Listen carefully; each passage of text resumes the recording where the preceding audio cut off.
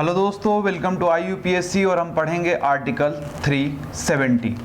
Sir article 370 में क्या है कि आपको पता होगा कि ये जम्मू कश्मीर को एक स्पेशल स्टेटस इसमें ग्रांटेड है आर्टिकल 370 में, है ना। तो सर कुछ कुछ बातें हैं जो हमें करनी पड़ेगी।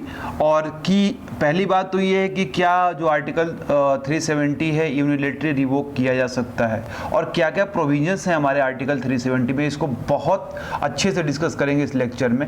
इसके बाद ये डिस्कस करने के बाद सेम लेक्चर में डिस्कस करेंगे कि हमारा क्या होता है एग्जिट पोल, क्या होता है ओपिनियन पोल। ओके, ये दो हमारा टॉपिक इस लेक्चर में हम कवर करेंगे। तो शुरू करते हैं आर्टिकल 370।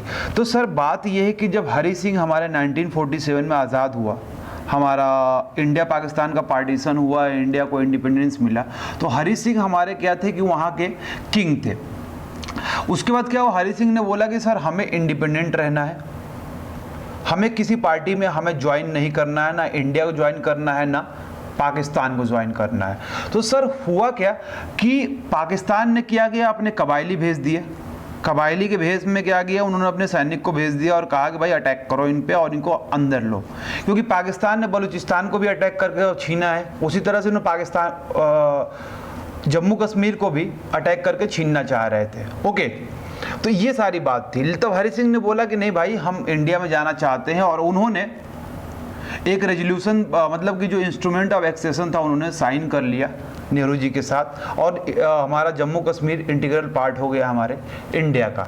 सर इसके बाद क्या हुआ कि आप देख सकते हैं कि जो आर्टिकल 370, अब हरी सिंह ने बोला कि यार देखो हम आपको दे तो रहे हैं, मतलब कि दुनिया का जो हमारा स्वर्ग है वो कश्मीर में, ये तो दे रहे हैं, लेकिन कुछ प्रोटेक्शन दे दीजिए। जैसे कि कोई भी जम्मू कश्मीरी, ओके, जम्मू कश्मीरी में आप निवास नहीं करते, आपको डोमिसाइल नहीं है, तो आप ज़मीन नहीं खरीद सकते। उसके बाद उनका अपना एक फ्लैग होगा, ठीक है, और इंटरनल डिस्टर्बेंसेस होंगे तो विदाउट जो उसकी असेंबली है जम्मू कश्मीर को, उससे कंसेंट लिए बिना आप इमरजेंसी नहीं लगा सकते हैं, ठीक है। उनका अपना एक अलग फंडामेंटल राइट होगा, मतलब कि उनको फुल मतलब आप छूट दे दी गई, यही बोलते हैं ऑटोनॉमस रीजन। तो यही सारी बातें हम करेंगे। तो पहला टॉपिक ये देखते हैं सर कि क्या आर्टिकल 370 रिवोक किया जा सकता है यूनिलैटरली। तो सर इसको रिवोक करने के लिए आपको क्या करना पड़ेगा कि कॉन्स्टिट्यूएंट असेंबली बनानी पड़ेगी। कॉन्स्टिट्यूएंट असेंबली का मतलब ये है कि जो हमारे यहाँ जिसने कॉन्स्टिट्यूशन हमारा बनाया है, किसका, जम्मू कश्मीर का, उसको फिर से आपको फॉर्म करना पड़ेगा। और इस कॉन्स्टिट्यूएंट असेंबली में जो हमारे इलेक्टेड MLA हैं जम्मू कश्मीर के, वही पार्टिसिपेट करेंगे।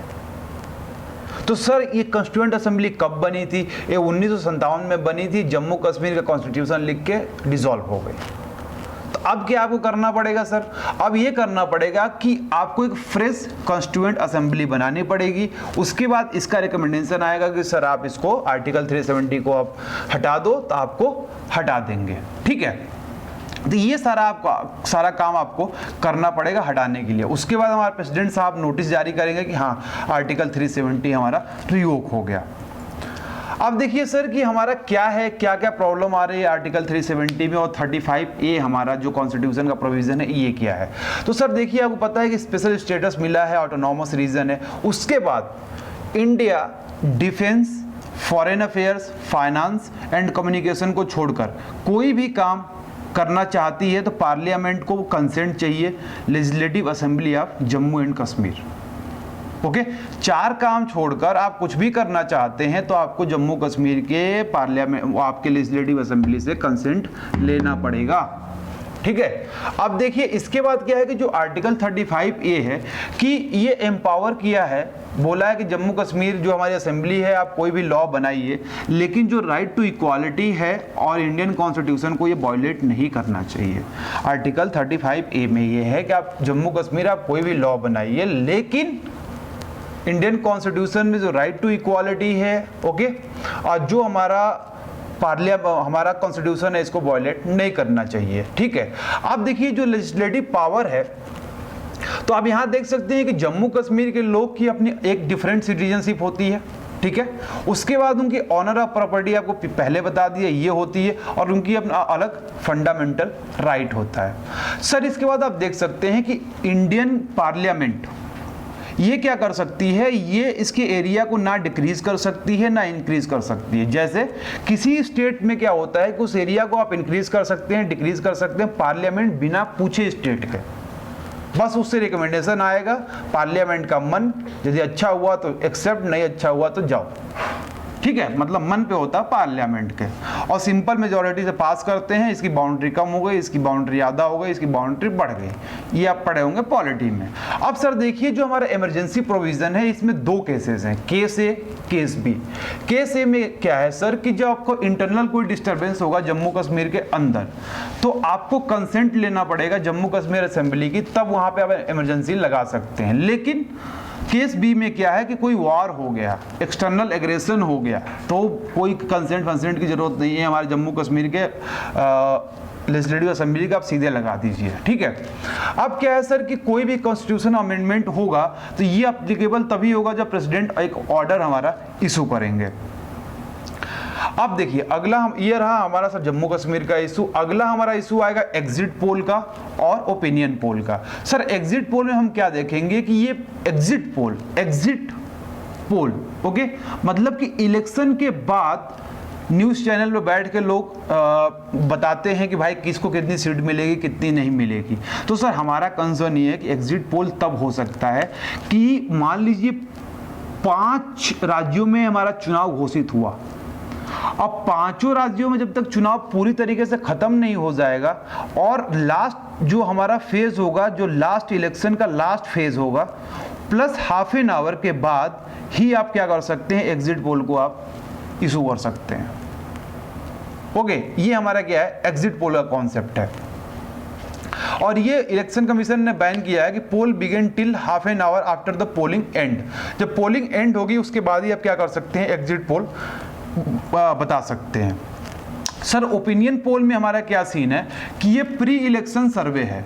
इसमें क्या होता है कि कोई भी इलेक्शन का कोई भी फेज है, ठीक है, मान लीजिए इलेक्शन ए है, उसका फेज फर्स्ट है, तो फर्स्ट फेज का जब इलेक्शन होने वाला है तो आप 48 घंटे पहले ही ओपिनियन पोल आप लेंगे। ओपिनियन पोल में क्या होता है, 10-12 जो हमारे चौराहे पे खड़े होकर जो लड़के होते हैं ना, इनको बुला के बोलते हैं भाई किसको वोट दोगे, वो बोलते हैं बीजेपी को दूंगा, वो बोलते हैं सीपीआई को दूंगा। दोनों को नहीं पता कि क्या है, मतलब बीजेपी क्या करेगी, सीपीआई क्या करेगी।